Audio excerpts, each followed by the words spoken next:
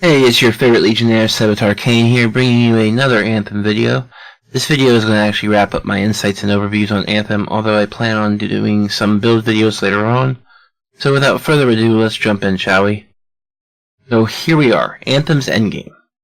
I spent the last week trying out different tiers and farming for loot now that I've had time to really get into the actual meat of the endgame for Anthem. And before I get into the nitty-gritty of this video, I want to make one thing crystal clear. This is not Destiny 2. So making comparisons between the two games' endgame content is not accurate. They're not even the same. If anything, this endgame is more akin to what Diablo 2 was, and I'll explain how. So the core of Anthem's endgame revolves around grinding and farming for gear and weapon drops. Once you hit level 30 and complete the main story and all side stories, you want to start hunting masterworks and legendaries. Now each day you get 3 legendary contracts, 1 from each faction. These are your tougher than normal contracts, but they do guarantee you 1 masterwork quality item or higher upon completion. Of course, there's still a chance to find higher level gear during the course of the contract from enemy drops. Now by this point, you should always be at least on Grandmaster Tier 1. This tier gives you full access to the complete range of Masterworks and Legendaries in-game. The difficulties before this only give you a small pool that you can get a drop from. The difficulty is a tad harder than the actual hard mode, but not as punishing as Tier 2. As you continue to farm and grind, you'll start getting gear that will allow you to actually specialize into your build for your javelin so it suits the style of play you're going for. You do want to pay special attention to the random assigned attributes in addition to the static attributes all Masterwork and Legendary gear have. For Tier 1 content, you want a balanced build, which means you want a build that is balanced between your weapons, your gear, and your components. Everything just wants to kind of complement each other, and you don't want to be too specialized at this point. Once you've accomplished this, then you want to start moving into Grandmaster Tier 2. And I'm not going to lie here, folks, the difficulty ramps up significantly. It's night and day between Tier 2 and Tier 1. Specialized builds and playing Tier Javelin strengths are a big part of this, and symmetry and synergy all come into play, as well as coordination and communication with your teammates. It is possible to do it with a bunch of randoms without communication, but you're probably going to wipe quite a bit and beat your head against a wall for quite a bit of time. I've never done it in a Grandmaster Tier 2 run with randoms that we didn't wipe at least 3 times, and it didn't take less than 30 minutes to an hour. Just to give you an example of the difficulty and the coordination required. Now, because of the higher difficulty, and the reason why you want to do it on this tier is because the rate at which Masterworks and Legendary drops goes up significantly with each tier. It is much higher than Tier 1, and Tier 3 is much higher than Tier 2 and Tier 1. But I cannot stress this enough. I know people are used to Destiny, and that's why I said the comparison cannot be made. Destiny, you can go into content under gear as soon as you have access. Anthem tells you that a power level of 475 or higher is recommended for Tier 2. They are not lying.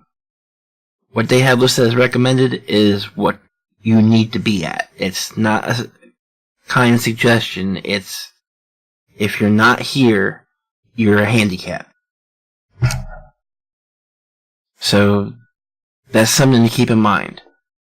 Carrying someone seriously under geared to the 2 top tiers, Tier 2 and Tier 3, is doable, but it's a headache. You're going to suffer for it. I know people like shortcuts, but this isn't a game where you can take shortcuts. Now, the core of the endgame is a layered approach to replacing your gear, as far as how your progression is. Going into Tier 1, you ideally want to be wearing all epic level or purple items. Through your time in Tier 1, you will want to look out for what is best in slot for your build. Now, this means you're looking for stuff that has attributes that complement and work well with the build you're going for. Through Tier 1, you're going to want to replace all your gear with Masterworks, which is definitely doable. I've done it. It's a feasible thing to do. And you might even get lucky and get a legendary drop or two. That's not really what you're going for in Tier 1. In Tier 2, though, you're going to be wanting to start replacing your Masterworks with legendaries. And Tier 3, of course, you continue that as well. Now, currently, there are some issues with the loot drops. I'm not gonna lie here.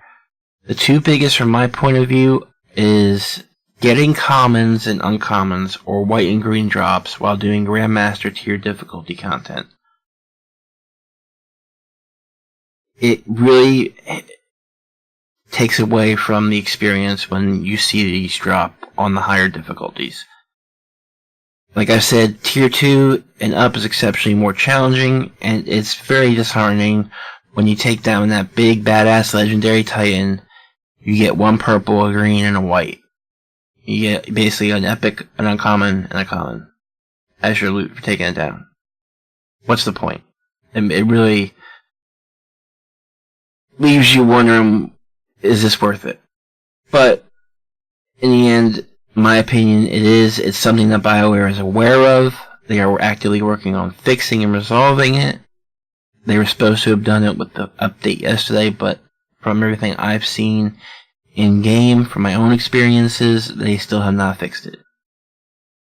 Now, there is another issue, and that is you can run the 2 level 30 strongholds on easy and still get Masterworks and legendaries from chests and enemies from the full pool of gear. I seriously do not believe this is what was intended, and I hope BioWare addresses it very quickly because, in my opinion, it cheapens the whole endgame experience. Because why run the harder content when you can just burn through easy content and have the same chance of getting rewards? So I think it's a very, very big detractor from the endgame experience. Overall, the experience is decent enough to keep those who are satisfied with long-term farming and challenging content as a goal entertained.